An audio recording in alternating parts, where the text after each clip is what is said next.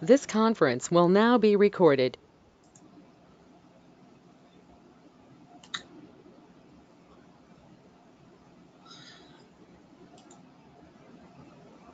Okay, folks, this is Sam Sanson with USA Voice and Data. I'd like to thank you for taking your lunchtime to spend with us today to find out a little bit more about SD WAN from one of the big names in SD WAN, Bigleaf Networks. Delighted to have Brian with us today, who's Director of Sales over there at Bigleaf Network. Before I hand off to you, just give you an idea of what's going to be covered in our presentation today. So obviously the topic, who's a good fit for SD-WAN, what we're ourselves, USA Voice and Data, is finding is pretty much everyone's a good fit for SD-WAN. Any business who really values a quality experience with their applications is a great fit for SD-WAN. So we'll be discussing how today's small, medium-sized businesses, technology environment is becoming more and more cloud and SaaS based, and therefore why you really need a cloud-ready WAN. And obviously, Bigleaf's going to be telling us how they really enable exactly that, a cloud-ready WAN.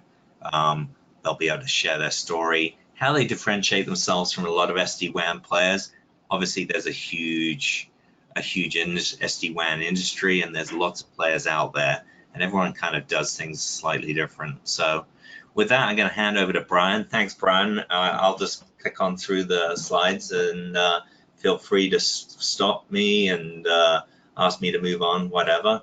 And also for anybody online here, feel free at any point to jump in with any questions. This absolutely is all about making sure that you guys feel comfortable with these sort of technology solutions that we're helping you sell to your clients, etc. And so getting those questions answered is absolutely important to us. Thank you. Great. Thank you, Sam. I appreciate it. Pleasure to meet everybody, virtually anyways. And Sam, thank you for setting the table. He's absolutely correct, folks. And please ask questions as we go through this. Let's make this relevant. We're going to take a little bit different approach today. And what we're going to talk about is more of the differentiators and why the SD-WAN. Should anybody want to do a deeper dive into the technological perspective, we can absolutely do that.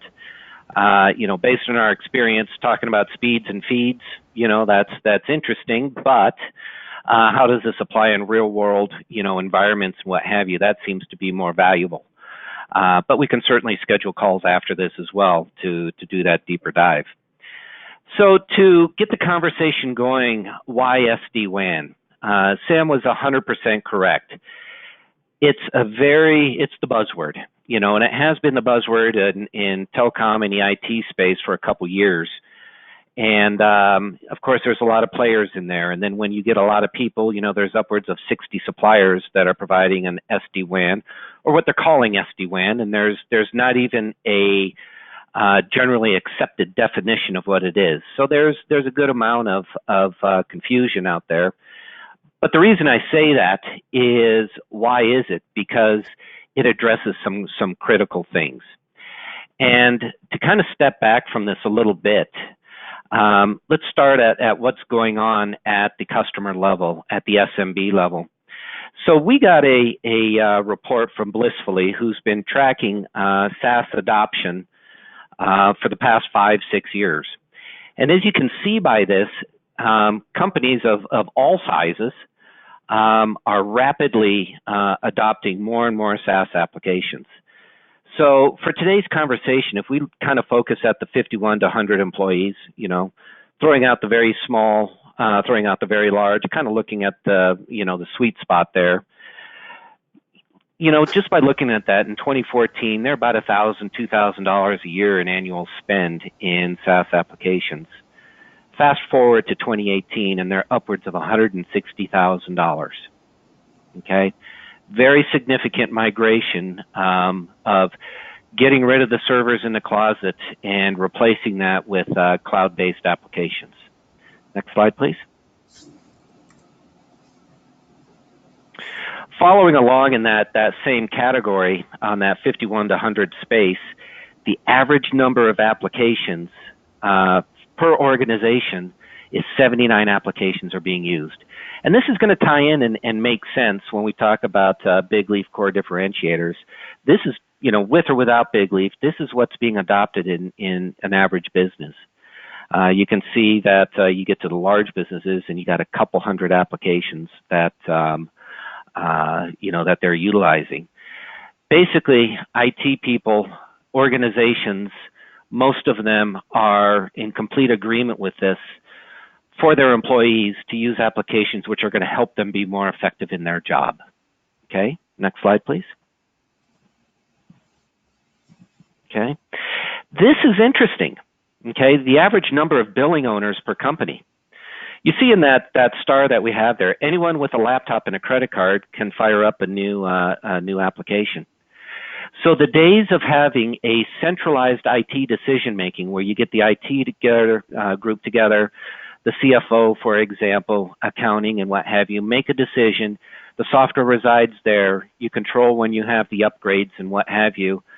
Those days are simply gone. In today's environment, employees are making these decisions on their own. There could be departmental wide, when it's time, that someone was using Goldmine, a new VP came in and says, gosh, let's go with Salesforce. I have experience, so that you can make a departmental type decision. But what we're seeing by looking at the average number of billers, and that being at 12 in this category that we're talking about, the centralization of these decisions is pretty much gone. Okay. Brian, any questions on this? Yeah. Can I just ask, how many of your clients have any sort of inkling of how many apps they're using? Do they have any idea before you put your Bigleaf device in there and provide that level of reporting of every app that's running across their networks? They really don't, Sam, and that's a great question. It's hard to manage what you don't know, okay? And most of the clients, they simply don't know what kind of traffic they're expected to support on the WAN side. And that's why SD WAN has become such a critical factor with this is clearly going in a northeast direction. And there's little to no control over how that traffic is being managed or even the awareness of what that is. So that's a critical point, is having the intelligence to understand how to better manage the WAN side of the equation. Okay, yeah, very critical. This is also interesting in that, lots of our IT partners and stuff like this, they're so used to managing the applications and the traffic on the LAN side, but then they don't necessarily, until they actually get an SD-WAN solution installed for their clients, they don't really have that same level of visibility into the applications that are running over their WAN connection. So, it's a whole brave new world out there, and obviously with all of these unknown apps running, there's obviously more and more security concerns. Absolutely. And, managing these resources, as I had said, is become virtually an unmanageable task unless you have an SD-WAN type service in there to have visibility into what's going on. Okay. Just to kind of paint the picture a little bit more, when you look at an organization, with 18 employees, they're using an average of 81 applications. In this example, that's 400 connections. That's being going over a Comcast coax connection, for example. Okay, that's a lot that you're asking of a commodity-based internet circuit. And what's even more startling with that, and with all these statistics that we just went over, is about every 2 years, about 44% of the SaaS applications are going to turn over. They're going to be different in 2 years. Salesforce might be replaced by Dynamics. Okay, that's an example. So the lifespan of them, of an application, is about 4 years, is what it looks like if you're turning over half every 2. So what that means, and we're going to get a little bit deeper into this, is the traditional way to manage applications, if you know what is being used, is to manual assign QoS policies. And that's going to be a virtually impossible task, especially as SaaS adoption continues to grow the way that it is. Right. Okay. Next, please.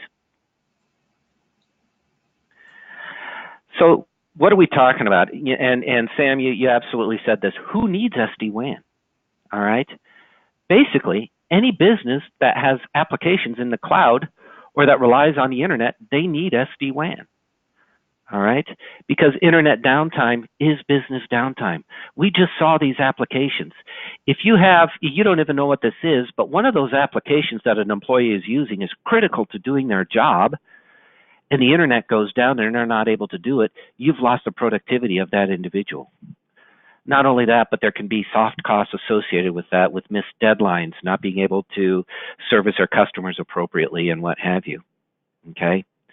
The quality of experience directly impacts your productivity as well as your customers and the employee satisfaction as well. Employees will get frustrated if they feel they're not able to have the tools to be able to do the job that they're being asked to be done here. Yeah, I think, and then go ahead. On the employee satisfaction, that quality experience, I mean, like, how many of us have been somewhere where literally whatever application has just started to crawl and we've had no ability to influence that, right? We've had no ability to even get any visibility to why that's taking place, right? So I think, one of the things, and neither has the IT resources within the companies that we've been working with, right? They haven't been able to put their finger on why something's going on from that perspective, because they literally have had no visibility into the performance of any of their WAN connections, right? It's either up or it's down, right? Yes. It's not like, oh my God, we got some latency or we got some packet loss on this one connection or whatever. It's either up or it's down. And if it's not performing well, then all we have is employee frustration, right? Everyone wants to do a good job. We don't go to work to do a bad job, right? Everyone wants to do a good job, but we get frustrated when the tools that we're provided, in this case, connectivity, is not up to scratch, right? So I think this is kind of something that we've all probably experienced individually, and now understanding that there is a solution which allows us to see with our own eyes what is the root cause to that lack of performance and that lack of quality, and be able to do something about it is pretty refreshing. And that's, you bring up a great analogy that just popped into my mind, Sam. And in today's world, losing internet connectivity is the equivalent of losing power. Basically the business shuts down, especially an organization that has an average company that is using 79 applications. It's just like shutting the lights off, and you basically can get nothing done. Okay. So, the final bullet point there is that SD WAN is a solution. That's what this entire conversation has been about. We address that critical gap. Okay. The LAN has been pretty buttoned down. There's great technology that's got that. The cloud is robust. These SaaS providers are in multiple hardened data centers, diesel generators. It's that last and middle mile. That's where the issue lies. That is the final piece that's being addressed with SD WAN. That's why there's all this buzz, within the telecom and the IT space about SD WAN, because it addresses that final piece, the Achilles heel, if you will, of this cloud adoption. Next slide, please. So just to give you a little bit of a overview, and I'm not going to sit here and pound our chest. But to let you know the breadth of what you're dealing with when you're talking about Bigleaf Networks, we started making this commercially available in 2015. We've got over 1,000 customers, hundreds of active partners. We continue to double our revenue year over year. We're going to do it this year. We're on putting plans in place to make it happen in 2020. Okay. We do have an international presence. We opened up 3 POPs in Europe, and we plan on opening up Australia and getting a presence in Asia Pac. We've developed a technology to be able to deploy an edge POP within 90 days. So it's going to be customer driven. If anybody has a specific opportunity or they have an application and say, hey, we've got a bunch of sites, we need to get Sao Paulo up and running, good. We can do that in about as long as it takes to install fiber. Okay. So we've got that, and this is our own technology, folks. I want to really emphasize that. This is nobody else's code. This is Bigleaf code. We have patents on this. We do some things, and I'm going to point out what those are differently than everybody else. All right. And then that final number on the renewal rates, this is going to sound kind of ridiculous, but there's a formula that you use, a standard marketing formula to determine what your customer churn is. Our customer churn, our customers stay with us about 7 years. The reason that's a ridiculous sounding number is because we've only been selling it for 4. So as that, as we hit that 7-year mark and whatever, you're going to see that continue to increase. The bottom line is, the takeaway with that is our service simply works and performs exactly as advertised. It solves that critical problem, that Achilles heel of that last and middle mile. Next slide, please. Now, we are monitoring literally thousands of internet connections 24/7. We're measuring those connections 10 times a second. All right. Our data is unbelievable. It's reliable. Those connections include coax, fiber, DSL, 4G, fixed wireless. The only requirement to plug into a Bigleaf device is you need an Ethernet connection. All right. So we are monitoring it all across the different providers, the suppliers, the AT&Ts, Verizons, Comcast, Cox, you name it. On average, the average ISP is down hard 3.5 hours a month. Now, that's not saying that it's all in one fell swoop. That can be in 30-second increments. It could be in 5-second increments. On average, with our data that is irrefutable, they're down hard 3.5 hours a month. Now, if that 5-minute span is at 3 in the morning, it's not a big deal. If it's at 3 in the afternoon, it's affecting a business negatively. This next number is most frustrating to IT managers, to customers as a whole. You may have a dual WAN failover set up through your firewall or something. This is what we call a brownout scenario. A brownout scenario is the circuit isn't down, and Sam was talking about this. The circuit isn't down. It's just in an extremely unhealthy state. It's so unhealthy, you might have 3 or 4% packet loss that you're trying to make a VoIP call, and it's choppy. You call the internet provider and they say, hey, the green light on the modem is still on. We're good. Okay, that's a brownout. That's almost a full day a month on average per ISP that a circuit experiences brownout scenarios. Okay, next slide, please. So I want you to bear in mind and remember that the brownout scenario and the blackout. Blackout, it's down hard. Brownout, it's just unhealthy. Okay, and traditional technology does not know what to do with a brownout circuit. Okay, our core differentiators, and I'm going to bulletize these just to make it very simple. Bigleaf is the only SD WAN provider, and those are big statements, superlatives here, the only one where we are 100% transparent to the firewall. Virtually every SD WAN solution out there besides Bigleaf has a discussion about security. It's our philosophy that you go with a best-of-breed firewall, a Meraki, a ASA, Palo Alto, WatchGuard, you name it. Those are best-of-breed solutions. Leave the policies in place. We drop in transparently in a customer's environment and have zero impact on their security policies. It's a tremendous differentiator, okay? Think about a doctor's office that's HIPAA compliant. You drop us in, we have zero impact on that.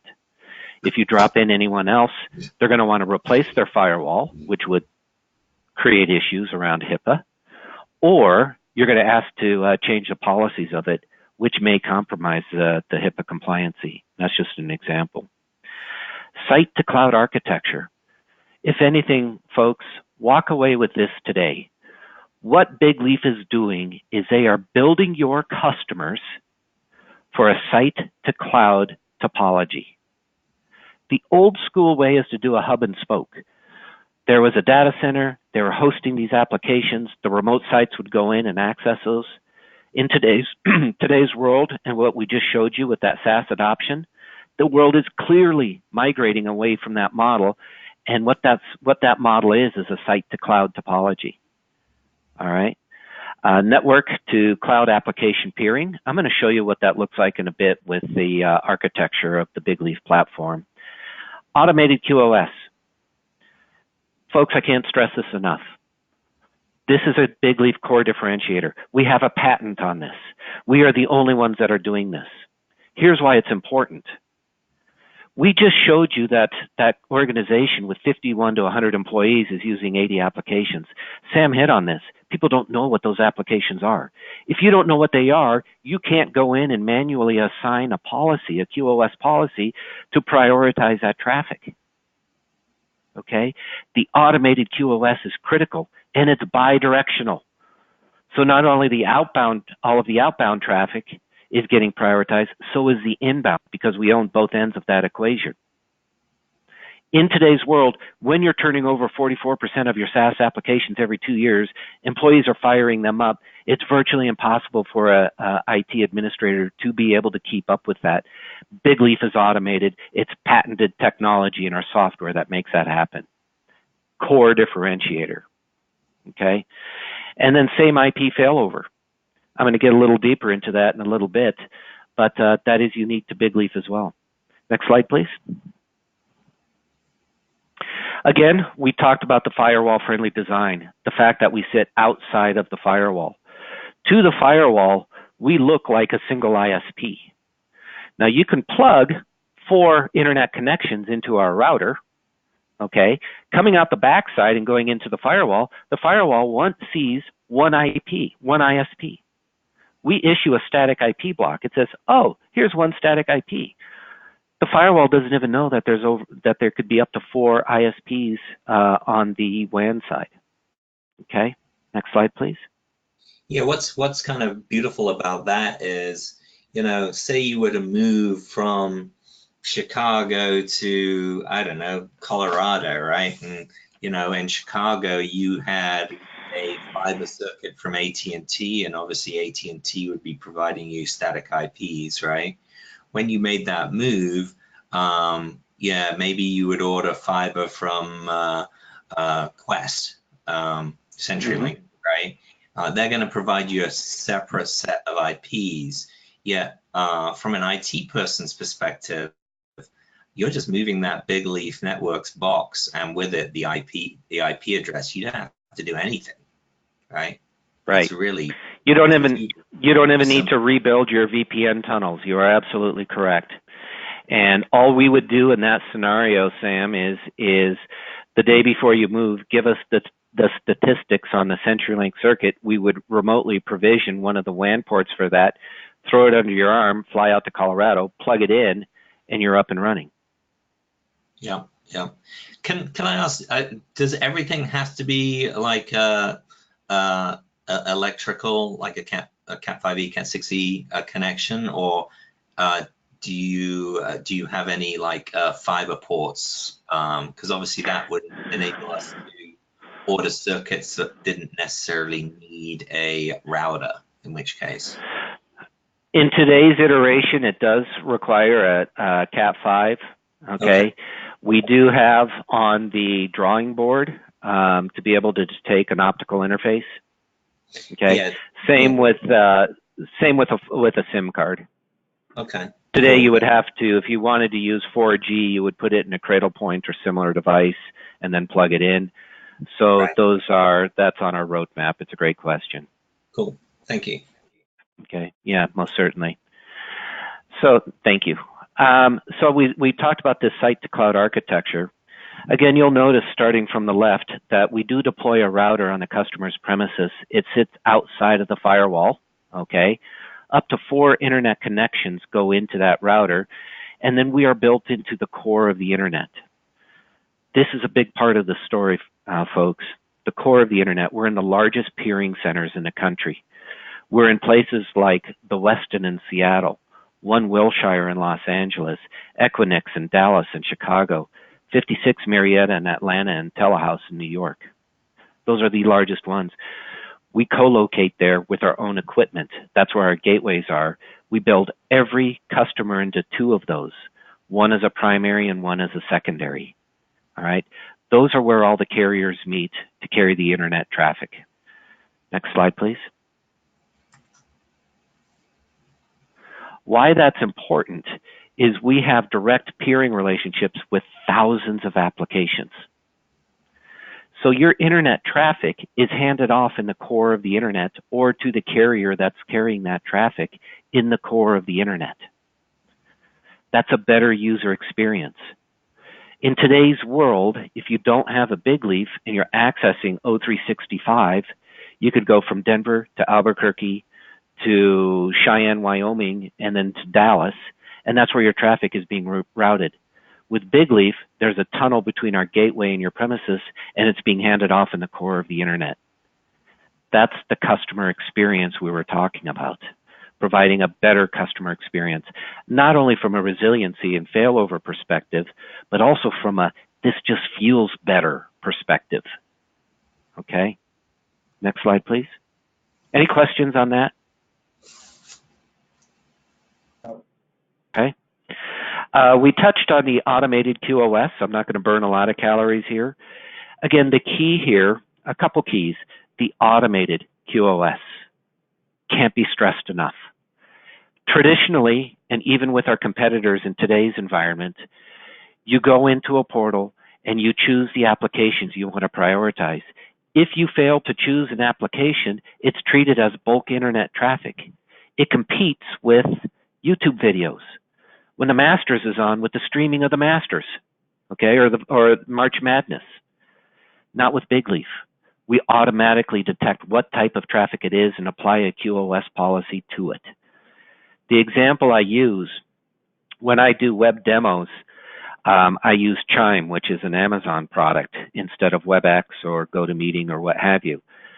If the CEO gets an invite for a Chime meeting, he or she is supposed to remember to call the IT director and say, will you please prioritize this application so I have a pleasant experience?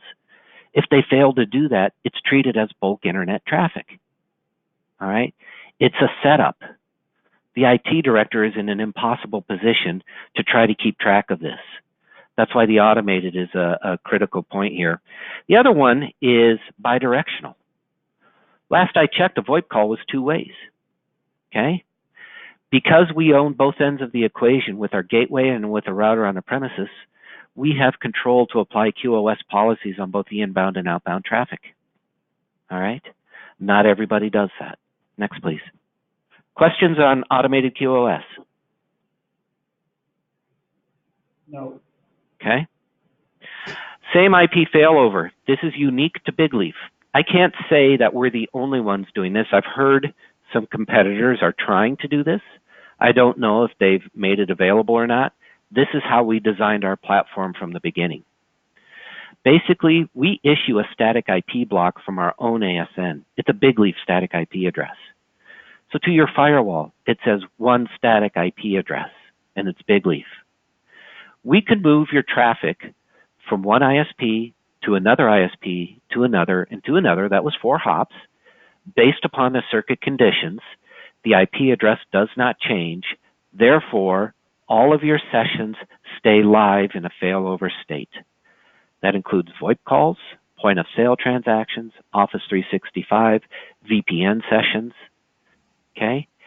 Traditionally, to paint the picture here, if you've used a dual WAN, you have a primary circuit and you have a secondary. First of all, the primary It has to go down hard. It's that blackout we were talking about. If it's a brownout, it's not going to fail over. So your customers are having a miserable experience, and your quote-unquote SD WAN isn't doing a thing about it. Okay? If that circuit goes down hard, the primary, it will fail over to the second circuit.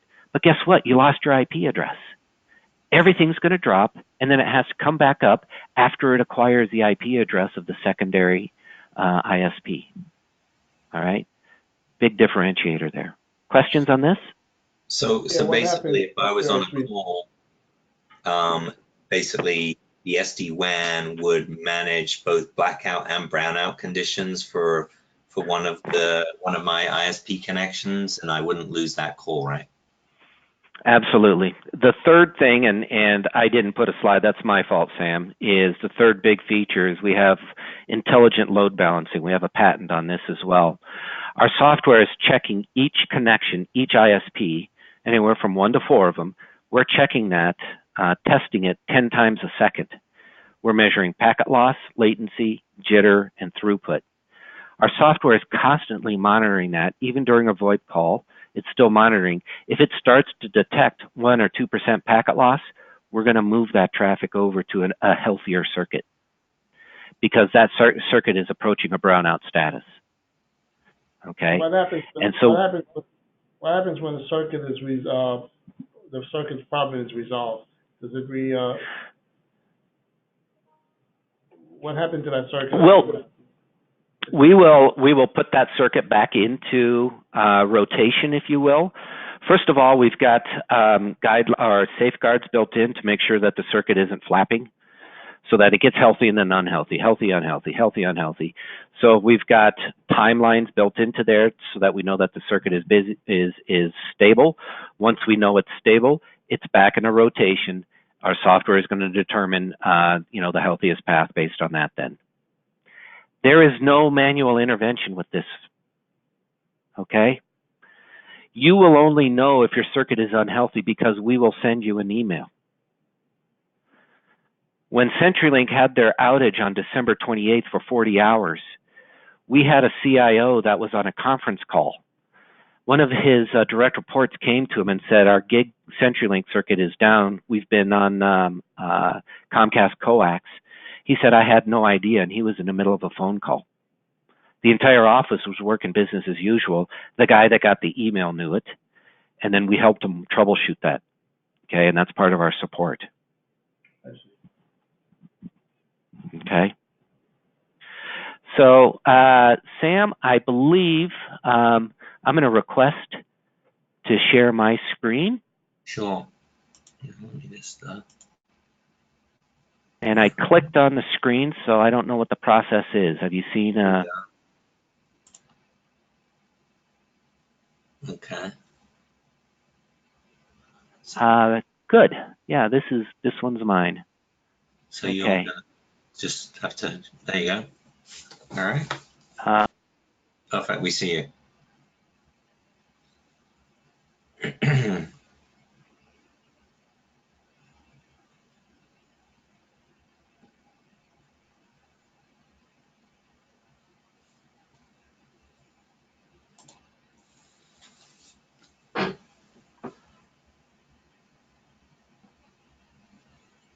Okay, perfect.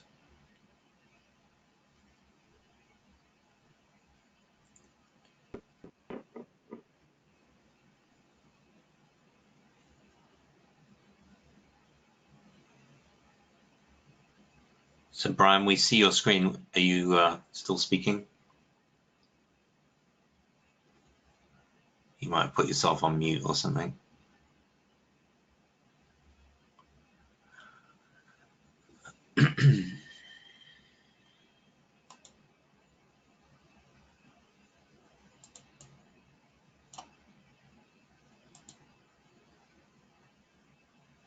Okay, can you hear me now? Yes, we can. Yeah, thank you. Okay, very good. Sorry about that, guys. I got a little too fancy there. Oh. So what I have pulled up here, and I'm sorry if you heard parts of this or what have you, this is my own personal house. I work out of my house in Golden, Colorado. I have a Bigleaf device in here running with one CenturyLink DSL. This is an 80 by 40 DSL. It's pretty darn beefy, okay? We can get into a technical discussion as far as bandwidth utilization. That's one of the key things that we're going to provide information. Sam hit on this earlier, okay? Not only what applications are we using, but how much bandwidth do I actually need? Here's the interesting thing. Once you apply intelligence on these otherwise dumb internet pipes, you find that you don't need as much bandwidth. You're using it much more efficiently, okay? So you would have, your customers would have access to this. All of your customers would be listed down here, down the side, that you would be able to click on, and you'll be able to see at a glance on how they are performing, all right? Some of the critical bits of information, as you can see, is what's their bandwidth utilization? How's their latency? What's their packet loss look like? All right, throughput, all right? Now here's what's interesting, and Sam had hit on this a little bit earlier, is yes, we have the throughput. Here's what the latency and the loss is. We can roll over here, and this will help identify what types of applications are actually going in and out of the customer's premises, okay? So this will help drill down on that. How is the bandwidth being used? I can tell you most of my bandwidth, even though we're doing a web conference and I'm on my VoIP phone, I've got DirecTV streaming in the other room. That's using the majority of my bandwidth. Even with those things running, I'm using 8% of my DSL, okay? So this is real-time data that you can see for all of your customers, all right? Here's the configuration, so you can see how your customers are configured. I'm obviously configured on WAN port 2 on a DSL with an 80 by 40. It's DHCP. By the way, we provide a static IP, Bigleaf does. You don't need to get a static IP from your ISP. Okay, we'll take static or we'll take DHCP. We can work with either one. Okay. Here you can see I'm based out of Denver. I'm actually built out of our Dallas POP. So people sometimes get wrapped around the axle of, I want to be closer, you know, why don't you have a POP in Denver? Well, we've designed our network so that we're basically no more than 15 milliseconds from anywhere in the country. And as you can see on a residential grade DSL, I'm 34 milliseconds is what my latency is, which is pretty darn good. Okay. The other thing, and I actually do love to show people this, we make fun of CenturyLink and how awful a service it is. Okay.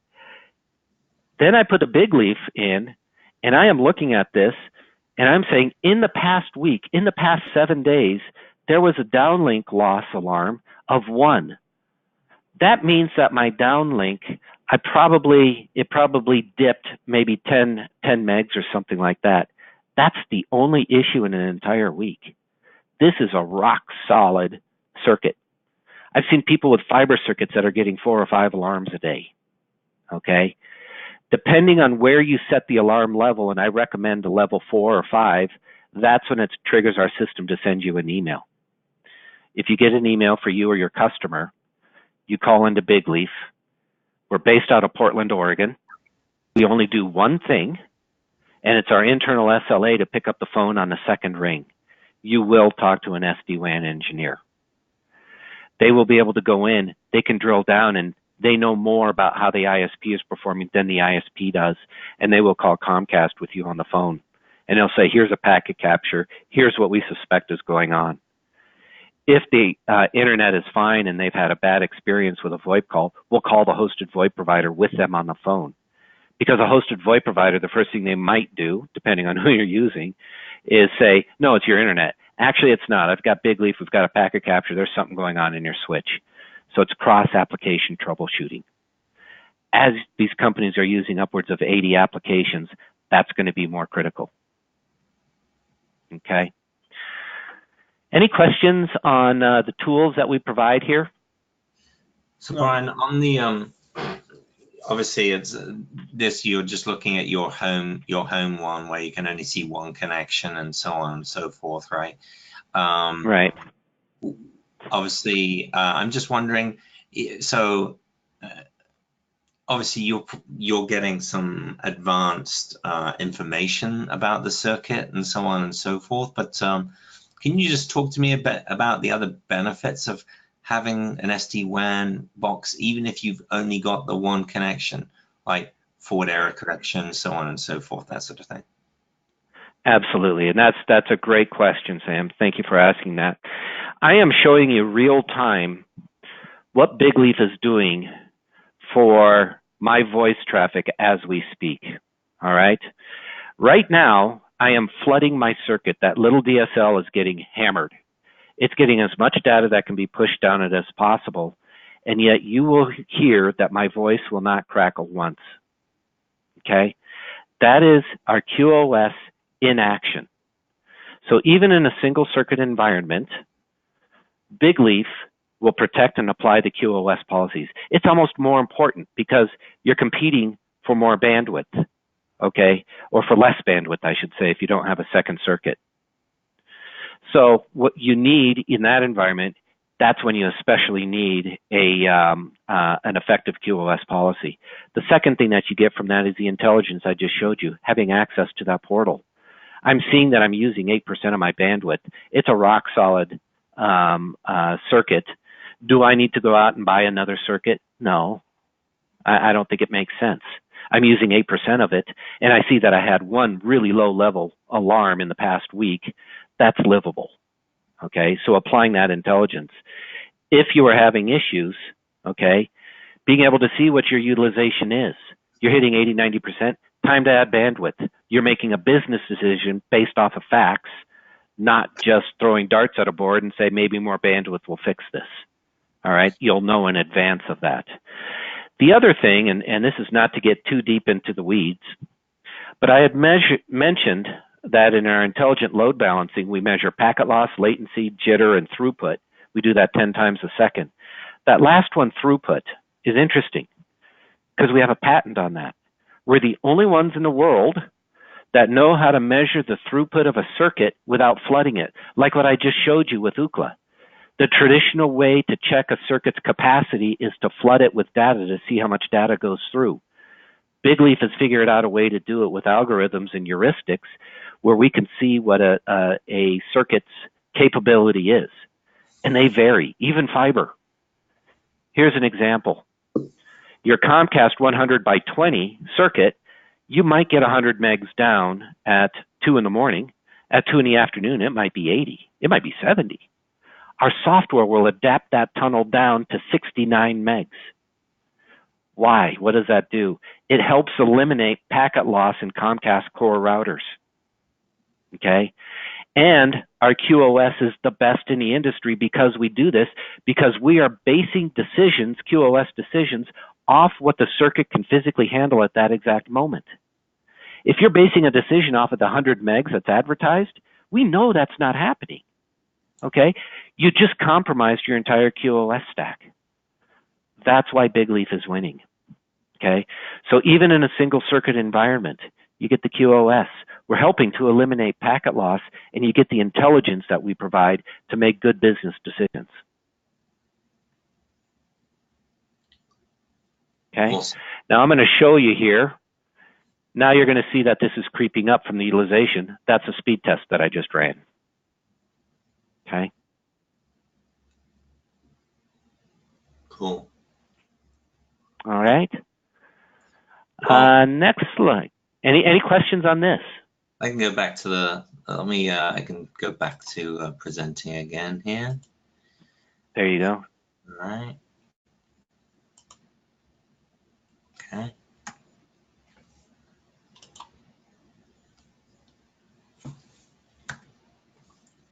So this is really our wrap-up slide. And I guess I'd be just interested for the folks that were able to join today, are there any particular questions that you might have, or do you recognize, or is there maybe an opportunity either your own offices or for some of your clients' offices where you know that they just don't have anything providing them that super steady and cloud-ready WAN. Any questions or any opportunities that you can immediately think of, having seen these capabilities live here? I got a question. It's one I am. It appears that you're probably carrier agnostic, right? Absolutely. All right. And so, how you mentioned the rate for people renewal rate is like 99%. I'm assuming that's a subscription model where basically if I have a current SD WAN solution, let's say I have like VMware Velo Cloud and I'm not happy with it, is that something that you could easily take over, or is it like a big forklift upgrade? It would be Velo Cloud is a direct competitor, and it would be we would put in our equipment and take out theirs. Okay.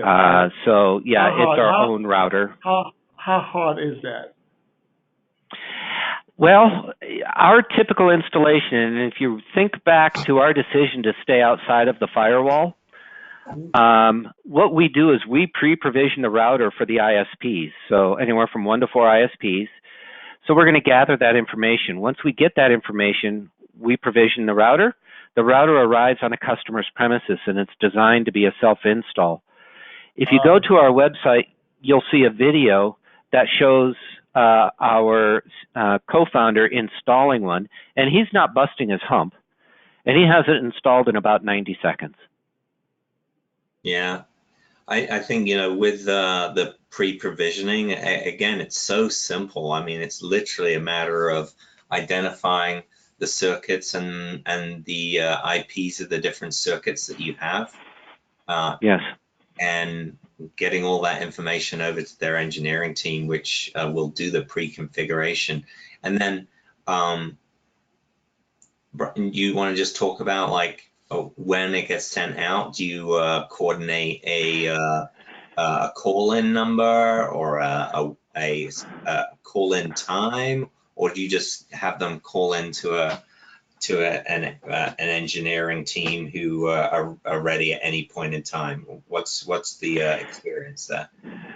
Yeah, so many of our customers, and thank you, I'll set the stage from kind of soup to nuts here. So we get an executed agreement. It comes to me, I submit it to provisioning. Within an hour or two, you're going to get an email from us that says, welcome to Bigleaf. Within that email is a hyperlink and says, here's our Bigleaf onboarding form. It's going to request the information from the ISPs. Information like, who's the ISP? What's the up to down? Is it static or DHCP? What's the subnet mask? And then you say, okay, you got that one. Do you have another one? And you add all the circuits. Once we get that back, a 2-week clock starts ticking for our standard SLA to have the router provisioned, shipped, and sitting on your customer's doorstep ready for installation. So you're talking 2 weeks. The installation process is we give you very clear directions. Plug this ISP into WAN port 1, this ISP into WAN port 2, plug us into the firewall, go into the firewall and enter in the static IP address, and you're installed. If you run into an issue, of course, we have 24/7 support. You can call in, say, I'm running into this, I don't understand, okay? There's no need to roll a truck. There's no need to pre-schedule times or what have you. You plug it in, okay? It's pre-provisioned. But there is support that's at the ready when you need it. We also, I mentioned the 2-week turnaround there. We have expedite options where you can expedite that additional fee, gets there in a week. Emergency expedite between 1 and 3 days. We have some customers that their hair has been on fire and we've had to do that. One thing I wanted to point out, we have, first thing is we do offer a partner discount. So for those of you that are partners, if you want to put this in your own environment, you want to eat your own dog food, we give you a discount off of retail, okay? So it's a nice way to wrap your arms around the technology. In addition to that, as well as any that you might sell or that anybody on the call wants to put in their environment, every agreement comes with a 30-day money-back guarantee. So you can put the router in your environment, make sure it's doing and accomplishing what you want. If it isn't, you box it up, you send it back, and we part as friends. Yes. So yeah, I mean, obviously the first thing that's going to happen, obviously, is you're going to find out a lot of information about those circuits that you have. And what we find most of the time is if you or any of your clients have a more traditional environment where they just got a couple of circuits plugged into a firewall, and maybe the firewall, the firewall's just a dumb thing which can't handle brownouts or anything like that, right? More than likely, USA Voice and Data can save you or your customers a bunch of money on their ISP connections that would more than pay for the additional SD WAN solution costs. So, and in that environment, you're spot on there. We encourage go ahead. Our partners and our clients, provide us all the information on your current billing and contract on all your ISP connections, etc., or even like MPLS network connections and so on and so forth, right? More than likely, we're going to be able to save so much money. It's going to more than pay for by potentially bringing in new ISPs, that it's going to more than pay for the SD-WAN, and you're going to have a by far much more robust solution than you've ever had or they've ever had. And that's SD-WAN is affectionately known as the MPLS killer, because exactly the scenario that Sam laid out there. You can get 2 commodity-based internet connections, get 10 times the speed, bundle in a Bigleaf package, get physical and carrier redundancy, and typically save a couple bucks in that at the end of the day. Yeah. Yeah, absolutely. Okay. Well, Brian, we are just clocked past 1 o'clock here, so I think we probably need to wrap up unless there's any other questions. Actually, I did see one question. It was a cost question that Ross threw out here. Can you just kind of iterate the sort of high level pricing of the Bigleaf service for us, Brian? Most certainly, and I apologize for not bringing that up. We are very transparent. This is a monthly recurring base type service. Okay, so for you partners, there is a revenue stream. We base our packages, our speed packages, off of throughput. Our speed packages are 10 megs, 50, 100, 250, 500, and full gig. To give you an idea on price, our most popular size packages are 100 megs, which allows 100 megs up and 100 megs down. It's synchronous. That's different. If you see a VeloCloud, they're going to say their 100 meg package. You have to add the up and down together. Their 100 meg package is equivalent to our 50. You will see that we are priced below our competitors. The price on the 100 meg package is $199 a month. The price on the 250 meg package is $299. Okay. Other costs, it comes with a /30.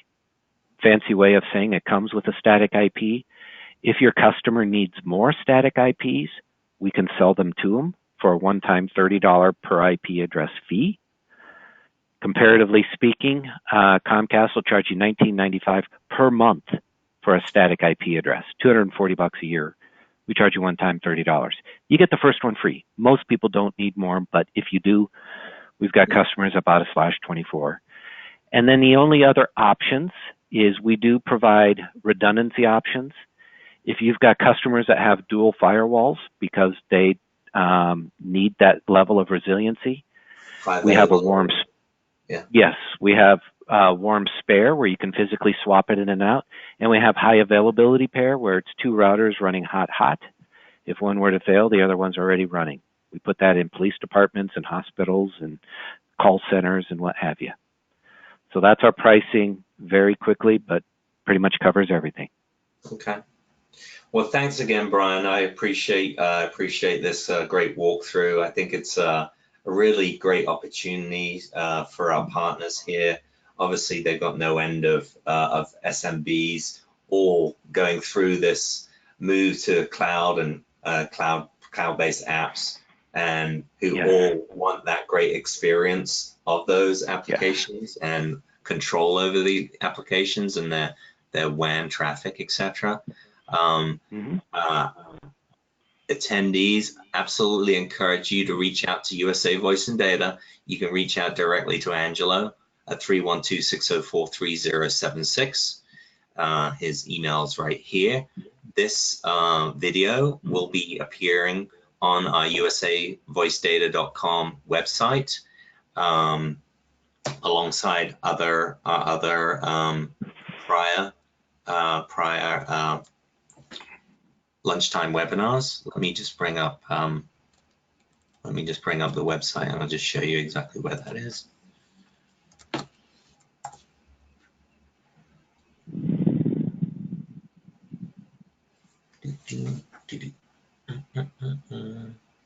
So within the Learning Center,